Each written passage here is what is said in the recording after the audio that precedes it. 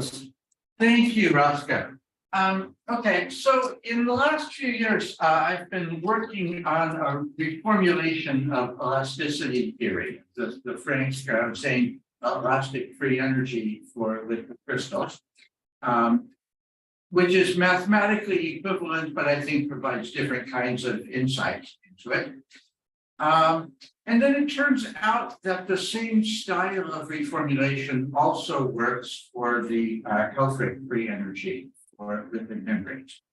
And so those are the things that I wanted to kind of present to you guys today. Let's see. So I made a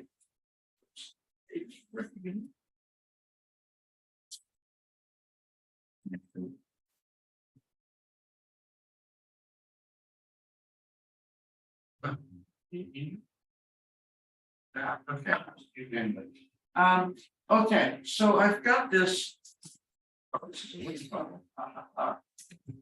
Probably escape and go again, that's all. Those folks, yeah. Okay. Again. Let's try that again. All right. Yeah. Okay. Now, it's just a little bit of the okay. I've got my mini introductions. Does anybody want mini introductions to liquid crystals? Phases with partial order, more than liquids, less than crystals. They've got these long organic molecules like this, on a coarse-grained level. We can represent them as if they are just arrows with some orientation. And then we've got a lot of them, like 10 to the 23rd, some sample. And they form a phase with orientational order, right? And the orientational order is similar to a ferromagnet, but not the same as a ferromagnet, because a ferromagnet would be pointing in one direction. And here it's pointing 50-50 backwards and forwards along some axis. And so we could represent that as a double-headed arrow like this, right? And then if we zoom out, and this thing is called a pneumatic liquid crystal phase. It's the most common type of liquid crystal phase. And the double-headed arrow is represented by a unit vector n hat, with the understanding that n hat and negative n hat represent the same physical state. Then we can zoom out more and say, in this region, our orientational order is aligned along this axis, but over long length scales, there's a variation in which way it's pointing. Okay? And when you have a variation like that, then the gradients of the director cost some amount of elastic free energy. Right? And that's what this talk is about. How much elastic free energy do they cost? So we got this director field, N of R. Okay, so to make an elastic free energy, what we want to do is to expand the free energy up to quadratic order in first derivatives of N. Okay, so to say that each first derivative represents some variation of N as a function of position. And so the first derivative squared makes an elastic energy constant.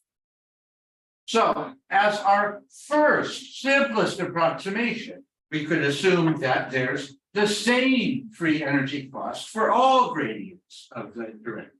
Okay, so that makes this expression for the free energy, which is implicitly summed over the indices I and J. Okay, so this means the derivative of nx with respect to x squared plus the derivative of x with respect to y squared, etc. Okay, and all of these things are multiplied by a single elastic constant k. Right? This is sometimes called the single Frank constant approximation, or sometimes called isotropic elasticity for the crystal. It's a reasonable first approximation. It's not bad, but it's not good enough for designing the crystal displays. The limitation is that there are different kinds of director gradients, and the different kinds of gradients cause different amounts of elastic free energy.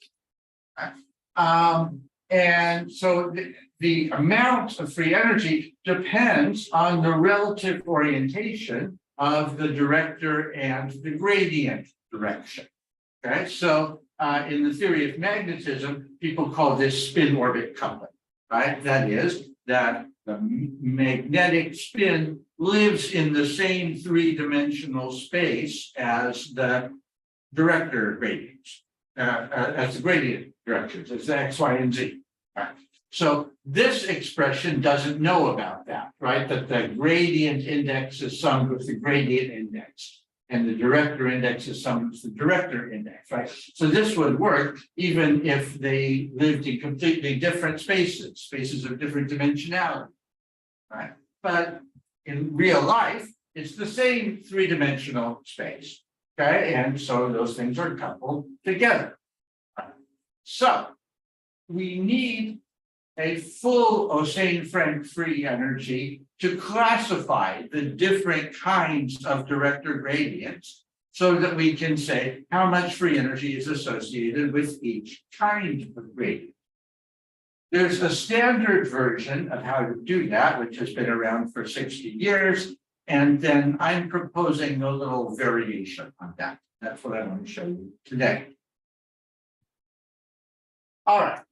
So to show you my version, let's suppose to begin with that the director is approximately in the Z direction. Okay, so that it is one in the Z direction and then these small variations in the X and Y direction. This approximation is not necessary. I'm going to go beyond it later, but this is just by way of introduction. So in this situation, we could construct a tensor of all the possible director gradients, and there are 6 of them, right? There's nothing in the last column because the n sub z is approximately constant. Okay, so I want now to break up these 6 components based on how they transform under rotations about the director itself. Okay, so how they transform under rotations about Z, that's director orientation. Okay, so in mathematical language, you could say I'm looking for the irreducible representations of the group of rotations about Z. All right, so one representation, one kind of mathematical object that is special all by itself is this pair of components, okay? So the derivative of an x with respect to z and the derivative of n y with respect to z, right? This set of components is called bin, okay? And so it represents how these transverse components of n are varying in the n direction, right? Which is here approximately the z direction. Okay, so that's a variation which looks like that, right? Or for an interpretive dance, right? I could do a variation like this, or variation like this. Okay, and so that is a 2-component vector, a vector in the xy plane, perpendicular to the average n. Okay, and if I rotate about z, then this transforms into this. Okay, and it doesn't transform into anything else. So this is what it looks like to have a variation which is locally pure bend and nothing else, none of these other derivatives. Okay. So here I've accounted for 2 of the 6 components, 4 to go. Now, what remains is this 2 by 2 block of the tensor. Okay. As a first step, I can break that 2 by 2 block into symmetric and anti-symmetric components. And I'll just look at the anti-symmetric component. Okay. The anti-symmetric component is this simple tensor times this combination of derivatives. Okay. So this combination of derivatives is something special. And in the liquid crystal literature, this is called twist. Okay. So you can see that this is a pseudo-scalar that is under proper rotations about the axis. It transforms into itself, not into anything else. Under reflections, it changes sign. So that makes it a pseudoscalar. And this is a picture of what it looks like, right? So this is a picture of a variation that has locally pure twist and zero of everything else, right? So it's a variation. When I interpreted dance, it looks like this, okay? And it's the same going all around. It has to be the same going all around because it's a scalar. It doesn't have any direction other than n itself, right? And so it has to be the same going all around, right? Liquid crystal people sometimes call this double twist. I am claiming that double twist is pure twist. I will talk about cholesteric later. Okay, this then accounts for one more of the 6 components. 3 done, 3 to go. Now, what remains is a symmetric tensor, this 2 by 2 block, right? I can now break that into its trace and a traceless part. Let's look at the trace, okay?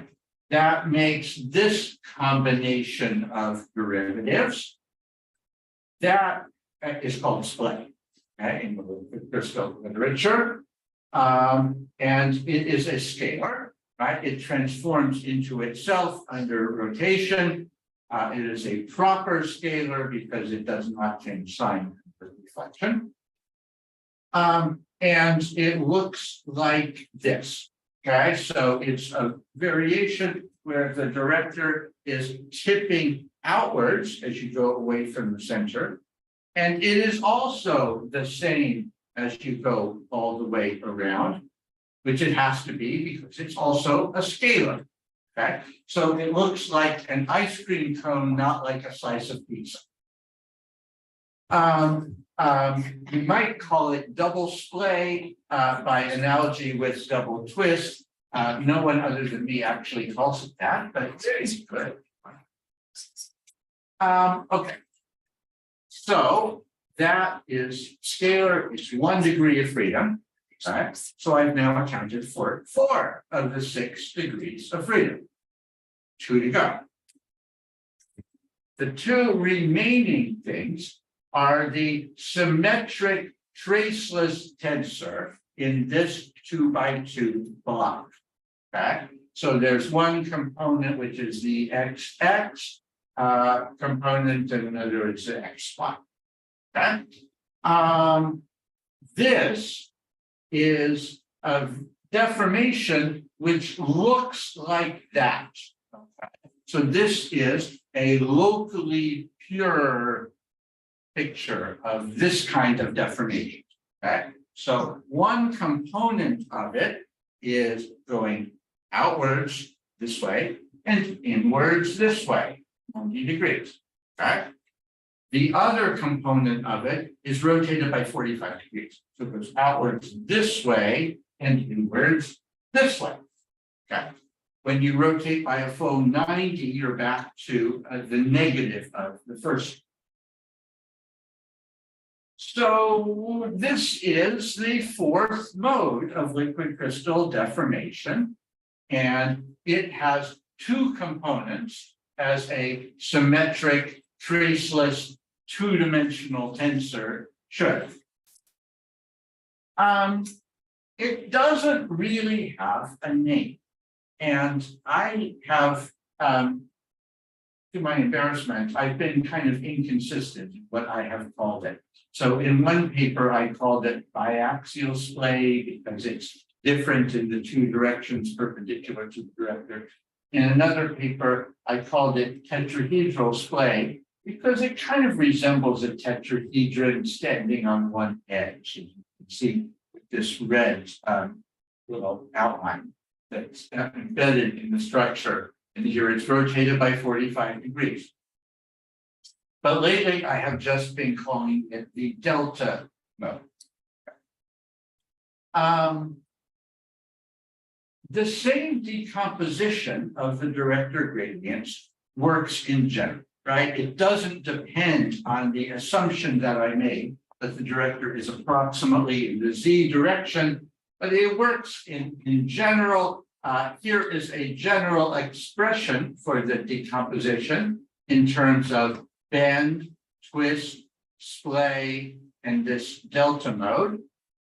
So bend has a vector construction. You could write it as n cross curl n. That's how it's been written for 60 years now.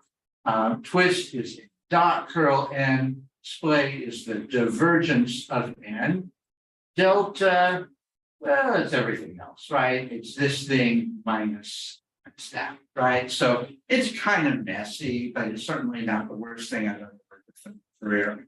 And you know, I've got some nice mathematical ability to make sense.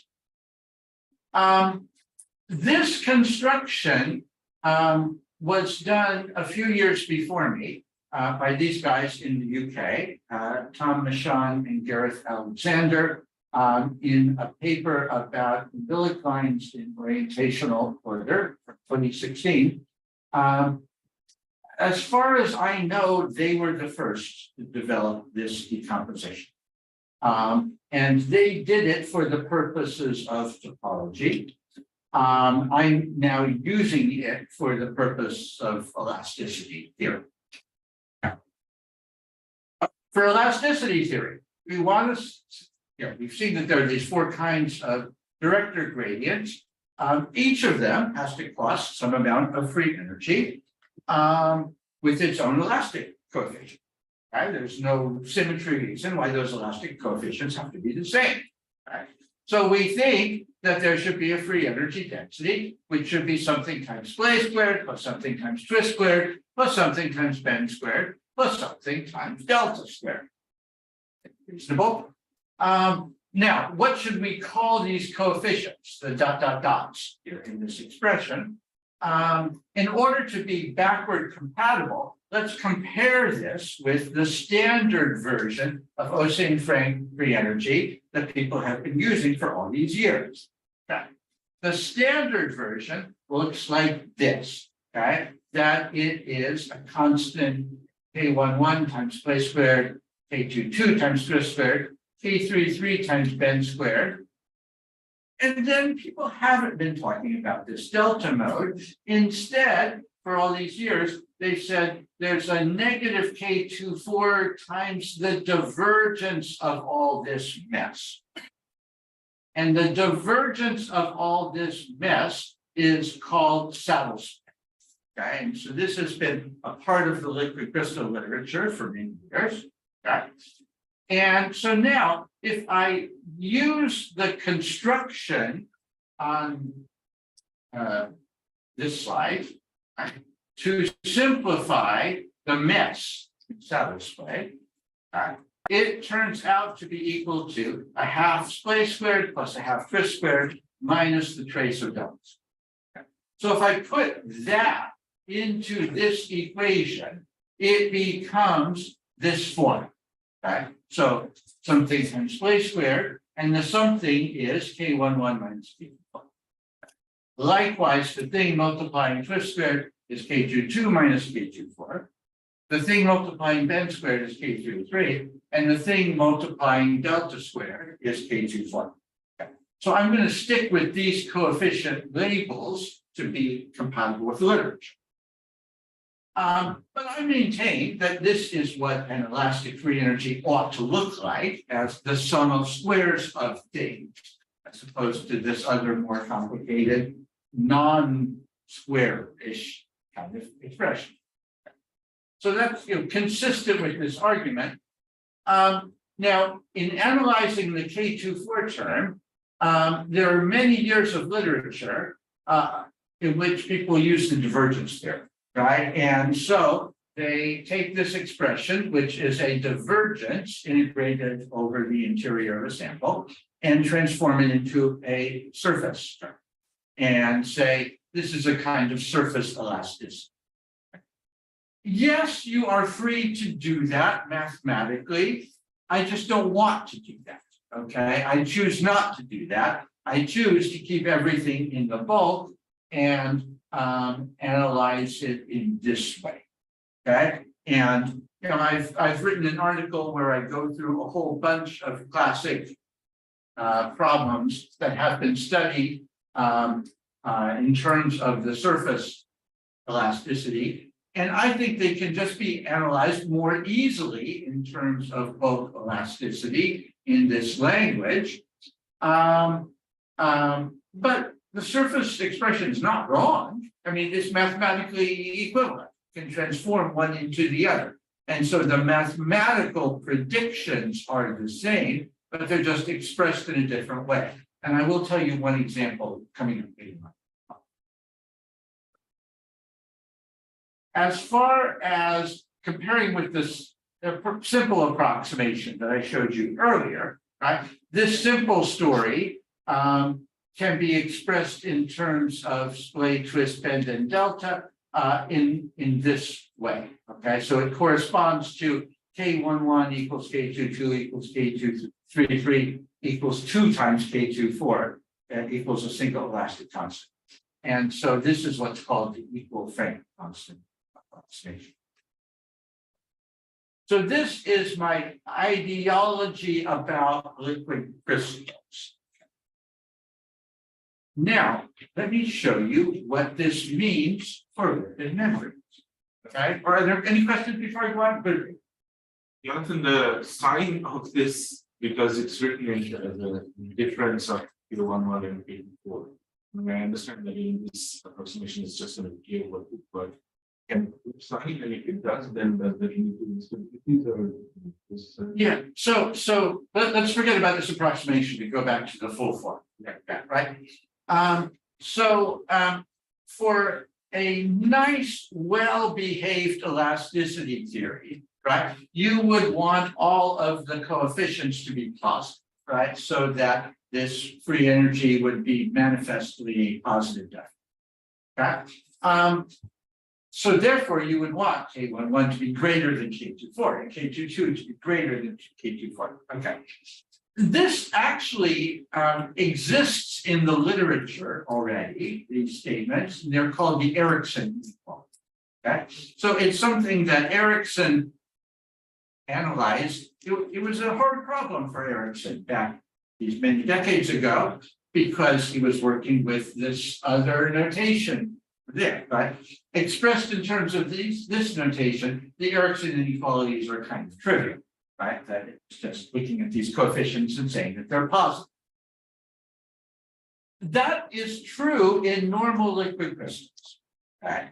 Weirdly, there is an experimental system where the Erickson inequality on K22 and K24 is violated. Okay? That is the system of lyotropic harmonic crystals. Right? And people do find that if you put lyotropic harmonic crystals into a narrow cylindrical tube, that they spontaneously form double twists, which can be randomly right-handed or left-handed. Okay? And so that is a situation where this inequality is violated. Okay, and so the coefficient of twist squared is negative, as shows up experimentally. Okay? So you might ask, what keeps the free energy from going to negative infinity in that situation? Two possible answers to that question. One has to do with compatibility considerations that I will talk about later, that the compatibility prevents the twist from getting arbitrarily large without these other things being. Right? The other possibility is maybe there are higher order terms. I've worked on this and argued for the compatibility story. And Epifanio Virga, who you might know, has also recently worked on this and he's argued for that higher order terms. Okay. So can you write it in terms of adding a spontaneous, In terms of, say again? a spontaneous twist? So that you have preferred twist in these cases? Yeah, but it could be positive or negative.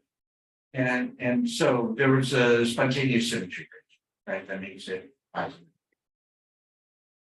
Amira? Quantify how the surface there and one there. Divergence theorem says they're the same, right? I mean, the divergence theorem says you have a bulk integral which equals a surface integral.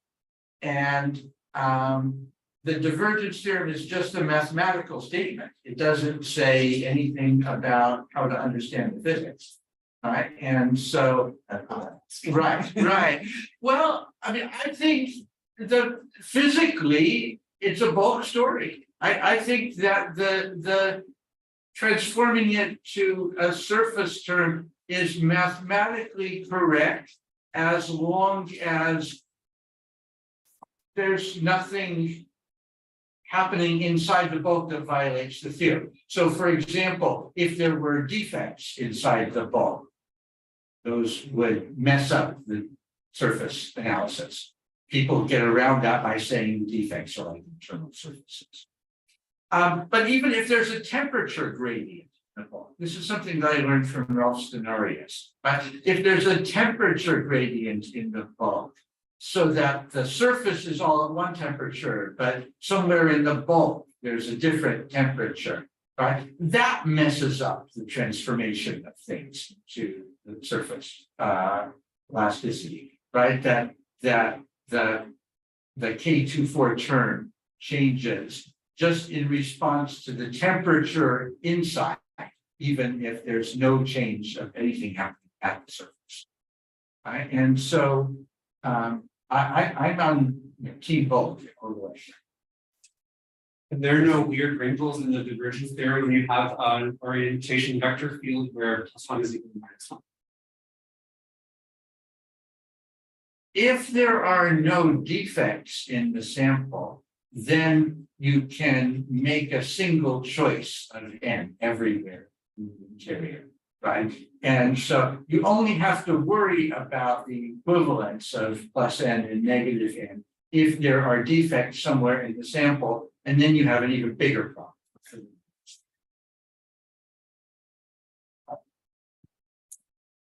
Like want to lipid membranes?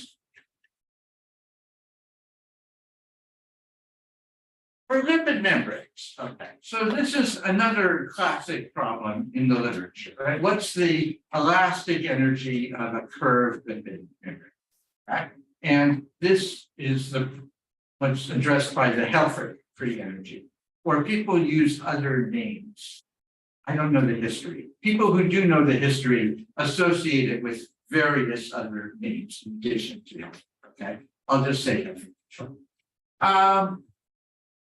In the Helfrich range, we say there's a curvature test of the lipid membrane. Curvature is what costs free energy. So let me try to analyze that problem in the same style as what I just did for the director. Okay.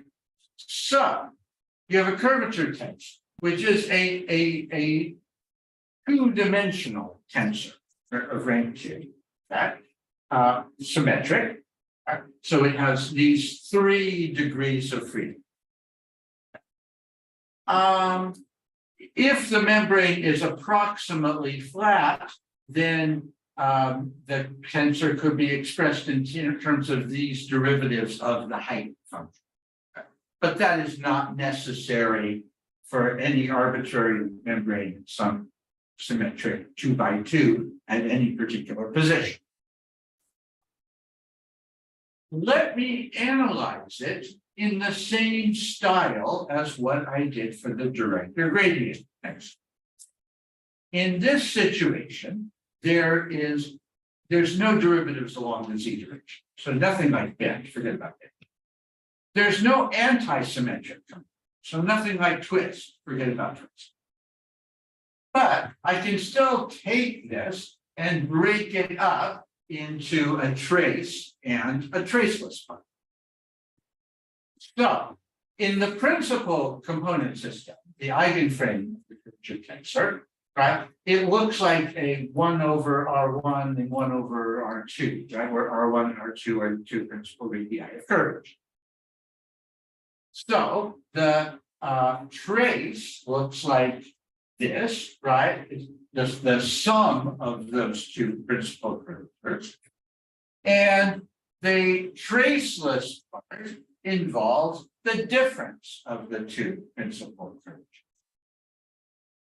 So the trace, of course, is 1 degree of freedom. The traceless part, well, in the eigenframe, it's 1 degree of freedom, but in an arbitrary frame, it has a magnitude and a direction, right? Or I could just take this thing and subtract off the trace of that. Okay? And so it has an XX component and an XY component, right? So the trace is on display, right? And it has 1 degree of freedom. The traceless part is like the delta mode. It has 2 degrees of freedom. And so that accounts for the 3 degrees of freedom in a symmetric 2x2 matrix. Okay. So the free energy density should be something times the display squared plus something times delta squared, right? Or if I translate that into this language, it should be something times the curvature sum squared plus something times the curvature difference squared. Is that the same thing as the Helfrich free energy?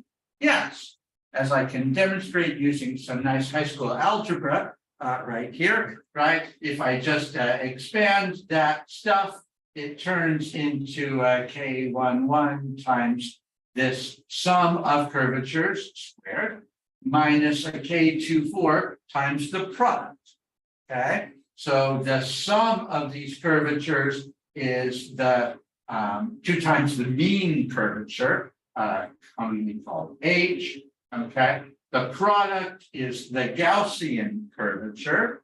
And so this becomes equivalent to the standard expression for the Helfrich free energy, which involves the mean curvature squared and the Gaussian curvature.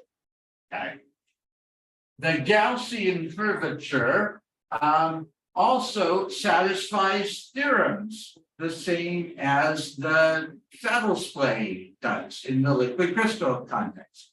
That is, you can integrate it to some surface thing, right? Or if you integrate over a closed surface, it integrates to a topological invariant related to the genus of surface. So that is a transformation that we are free to make if we want to, but maybe I don't want to, right? Maybe just for the sake of discussion, I want to keep everything in the bulk. And then by analogy with the liquid crystal problem, I could work out elasticity in terms of the curvature sum and the curvature difference as 2 fundamental elastic modes of the liquid membrane. Yeah, sorry, can you still apply the Erickson inequality that K11 should be larger than K24, so that means yes, that is correct, yes. And so if that inequality were violated, then the system would be unstable unless it stabilized either by a compatibility constraint, which would says, this can't get arbitrarily big, this can be big. So that also means in the Helfrich free energy kappa is not kappa bar is I guess that's right. That's probably been studied a lot, but I can't remember. Maybe somebody here. But I know I remember seeing somewhere in the. Okay, so the summary so far. That for liquid crystals, I want to work in terms of 4 elastic modes. Okay, the standard, bend, twist, and splay, and then this delta mode, which is related to saddle splay, the ways I showed you. For lipid membranes, I want to work in terms of 2 elastic modes. So forget about bend and twist, but splay turns into this curvature sum, and delta turns into the curvature difference. Sum is isotropic, it has 1 degree of freedom. The curvature difference has 2 degrees of freedom. So you could interpret that as a magnitude direction.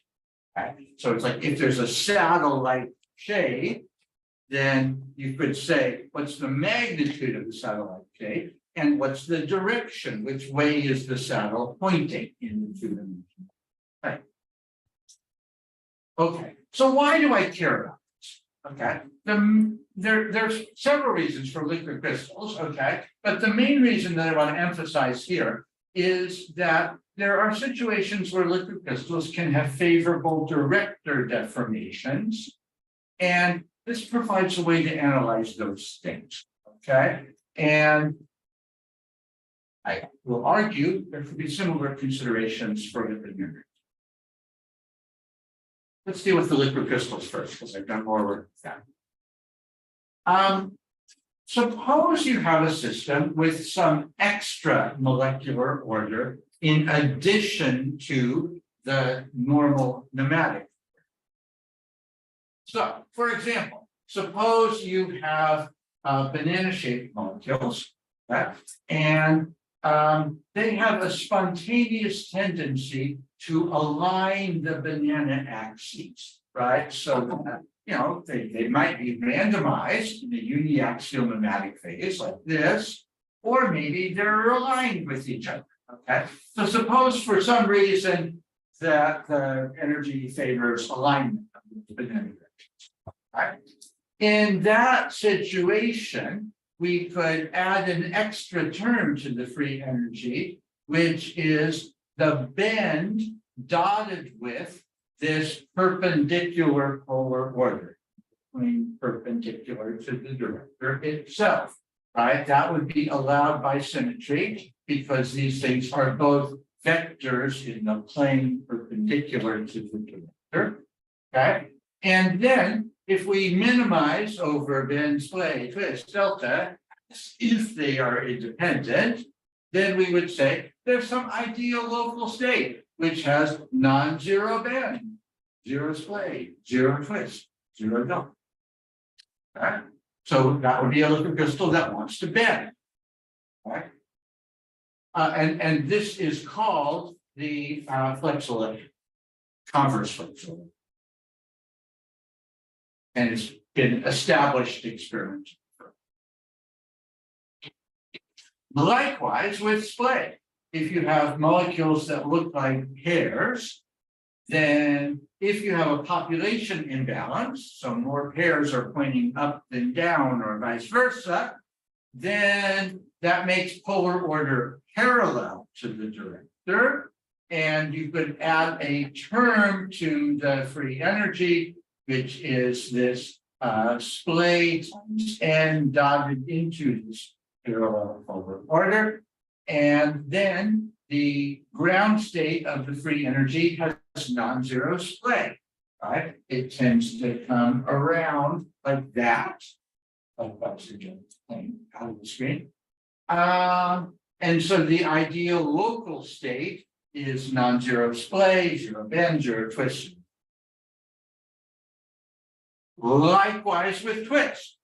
This is what liquid crystal chemists do all the time, right? If they make molecules that are different from their mirror images, and they have an enantiomeric excess, right? More right-handed and fewer left-handed or vice versa, then there's some chiral order parameter which couples to the twist. And that tends to favor a non-zero twist. But then there's still zero bends or display zero bends. And in principle, that could be true also with my delta mode, right? If you have molecules shaped like these distorted tetrahedra and they are aligned in the XY plane, then there'll be an ideal local state that tends to tip outwards that. It's like that, so now this delta mode. Okay, so that's what the liquid crystal wants to do. But can it do the thing that it wants to do?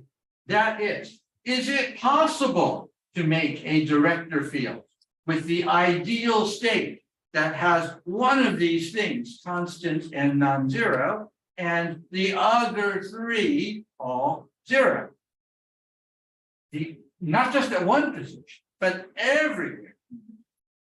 And the answer to that question is no, right? That this violates compatibility considerations, like elastic compatibility considerations for those of you who are familiar with solid elasticity, right? So in that analogy, the director is analogous to the displacement field. And these bend, splay, twist, and delta are analogous to the strain tensor.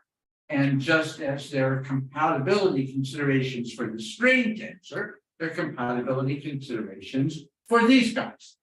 And there's a whole history of theoretical research on these things, which I maybe don't have time to tell you, but it's been worked on for many years. And I'll highlight the work of Epifanio Virga, who showed that in 3D Euclidean flat space, the only uniform, spatially homogeneous combinations that are allowed are twist and delta or bend, twist, and delta.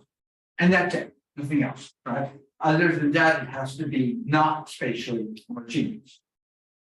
This has also been generalized by me and other people to non-Euclidean geometry for anybody who cares about 3D non-Euclidean geometry. So that is the phenomenon of geometric frustration, right? That there is an ideal local state, but it just can't fill up space. So what does the crystal do to minimize its freedom, right? Well, it needs to make a compromise structure, and there are two possibilities. One is to fill space with an allowed combination of deformation modes, a combination of the favored mode that reduces the free energy and some other mode that increases the free energy. Maybe it's worth it to get the favored mode. Alternatively, maybe it can break up space into domains of the favored mode that are separated by domain walls or defects. All right, let me show you an example. Let's think about chirality, because that's the most common situation. So if you have a chiral liquid, it tends to form twists. Argue to you that pure twist means double twist, like that. But it can't fill up space with pure double twist. So what can it do? Well, one possibility, the most common possibility, is to make a cholesteric phase, which looks like this. So this structure is a helix with the helical axis in one direction, here just in the z direction, okay? So that the director going upwards goes around like that, and it's uniform as a function of x and y. So, an equation for that structure is like this: cosine of qz, sine qz, 0. People sometimes speak as if that had pure twist, but that is not really correct in this way of thinking. Okay? This has, I can calculate explicitly, a zero splay, non-zero twist, zero bend, non-zero. That's why it's a combination of twist and delta. The twist reduces the free energy. The delta increases the free energy, but not as much. So it's worth it. By comparison, another thing that a liquid crystal, a chiral liquid crystal could do is to make a blue phase. Okay, so a blue phase is a very complicated structure, which I've tried to draw here. It consists of a whole bunch of tubes arranged in a cubic lattice. Okay, so for each tube, the director right in the middle is sort of aligned along the tube axis, and going outwards, you have this double twist, all directions. Okay, and then it tips over by about 45 degrees to the edge of the tube.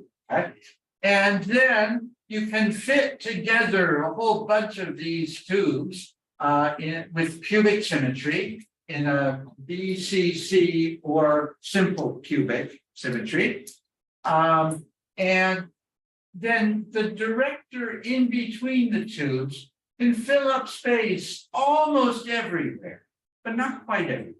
It needs to make defect lines. And so you get a cubic lattice of defect lines, which are indicated by the blue lines here or there. So which is better? Right? How does a chiral liquid crystal decide whether to make a cholesteric phase or a blue phase? Right? Well, in both cases, you have twists everywhere. Okay, and you can have the ideal amount of twist. You can have any amount of twist everywhere. Okay, so people sometimes speak as if the blue phase has more twist. That is not true. The cholesteric phase can have as much twist as you want, just by making the helix tighter and tighter. Right? So that does not distinguish between these phases. Okay, the distinction has to do with what sacrifice does the crystal need to make in order to achieve the twist. In the cholesteric phase, what it does is have this non-zero delta everywhere. Okay, that's the thing that it gives up. In the blue phase, it doesn't have very much delta. It has approximately pure double twist everywhere in these tubes. But it needs to make all these disclinations. All these disclinations that cost disclination core free energy. Right? So you have to ask, which is worse, having the delta free energy or having the disclination core free energy? The delta free energy is proportional to Q24. The disclination core free energy is some extra parameter. Okay, which has the same dimensions. So the question is, which of those things is higher? If the core energy is higher, then you make a cholesteric phase. If the K24 is higher, then you make a blue phase. This story that I'm telling you is compatible with a different story that's been around for decades, right? Back in the 80s, early work about blue phases, people used the divergence theory. And they said the K24 energy integrates to the surfaces, and all these disclinations are like internal surfaces. So the K24 integrates to be some surface energy along all the disclinations, and it turns out to be negative. Okay, so they said in the 80s that all these disclinations have some negative energy coming from K24, and that's what stabilizes the blue phase. So the story is not wrong, it's mathematically equivalent to what I'm saying, but the older story is just kind of weird, right? To think of why should there be a negative energy associated with disclinations? And so I would say, for the purpose of storytelling, I like my bulk story better, but mathematically, it leads to exactly the same conclusion of an energy balance between K24 versus the disclination core. How am I doing on time? Not so much. Sorry, 10 minutes. I have similar stories about modulations that are driven by bend systems of bend core crystals. Okay, that makes a twist bend pneumatic phase or a splay bend pneumatic phase, which are things that have been studied in the liquid crystal community over the last 20 years. And so that fits into this general ideology. So I'm going to skip over. If you have parallel polar order, so if you have pear-shaped molecules and they tend to align in this way where one end is pointing up and the other end is pointing down, that makes a favorable splay. And the favorable splay could arrange into a lattice separated by defect walls. And this has been something that's been studied in the liquid crystal community for the last 5 years. So I'm going to skip over that. It sort of also fits this ideology. And then if you have favorable octopolar order, if you have these, funny shaped molecules, and they tend to align with each other, this is total speculation on my part. This hasn't been studied in the community at all, but I could imagine this making a spontaneous cholesteric phase, because the cholesteric phase includes a lot of the delta deformation. And so you could make a spontaneous cholesteric phase that could be randomly right-handed or left-handed. Or it could make a splay pneumatic phase with domain walls. These are total speculation. What about for lipid membranes? Let me close with this. All right. What if you have spontaneous polar order? That is, you have a membrane and the two sides of the membrane are different from each other. Okay, so the molecules are tending to align, and the fat ends go to one side of the membrane and the skinny ends go to the other side of the membrane. Or there's a population difference between the populations on the two sides. Okay, and here I've drawn it as sort of a multi-lamellar structure, but one step. Right? Again, that makes a free energy, which looks like the splay squared plus delta squared, and then minus some polar order that couples linearly with the splay.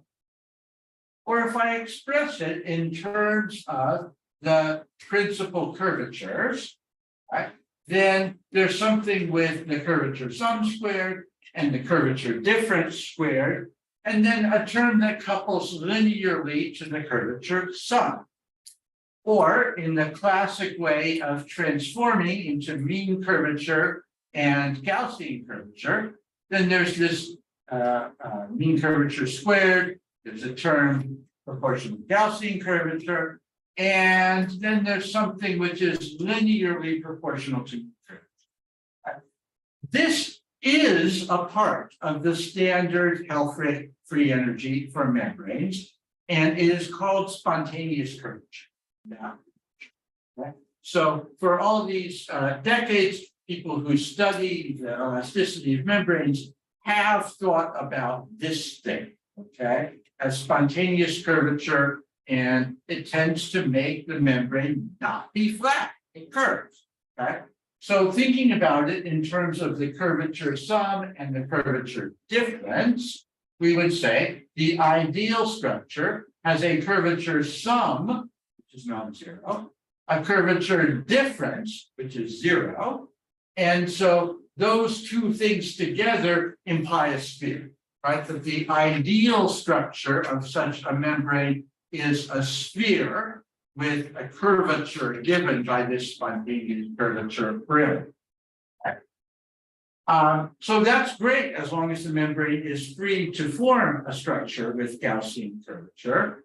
Some membranes can, some membranes can't, right? If they're fluid, they can. If they are solid, then they can't, right? Then that would require prohibitive stretching, compressing the membrane. In that case, a cylinder might be a reasonable compromise structure because it has some zero curvature or something. Now, what if you have molecules that are shaped like these funny things, right? Or at least have some component of their shape, the same symmetry as these objects. In that case, the free energy could involve splay squared and delta squared, and then this delta deformation mode multiplied by an octopolar order parameter, which indicates how well are these funny shaped molecules aligning in the XY plane. Expressed in terms of the principal curvatures, that means something times the curvature sum squared, the curvature difference squared, and then something times the curvature difference to the first power. This is not part of the standard Helfrich free energy. Why not? Because the standard Helfrich free energy is meant to describe membranes that are isotropic in the membrane plane. And if there is octopolar order like this, then the membrane is not isotropic in the membrane plane. Okay, but it could form spontaneously. You know, even if you think you have a membrane that should be isotropic, maybe it makes a local region with this spontaneous octopolar order. And in that case, you would have a linear term in the elasticity coupling to the curvature difference. In that case, the ideal curved structure would have a non-zero curvature difference and a zero curvature sum. Okay? So the ideal local structure then would be some kind of saddle shape. Or perhaps that could be extended over long distances by making a twisted ribbon like this. Okay? So twisted ribbons like this do form in biophysics, and I'm suggesting that this could be a mechanism for stabilizing structures like that, if there is local octopolar order in the membrane.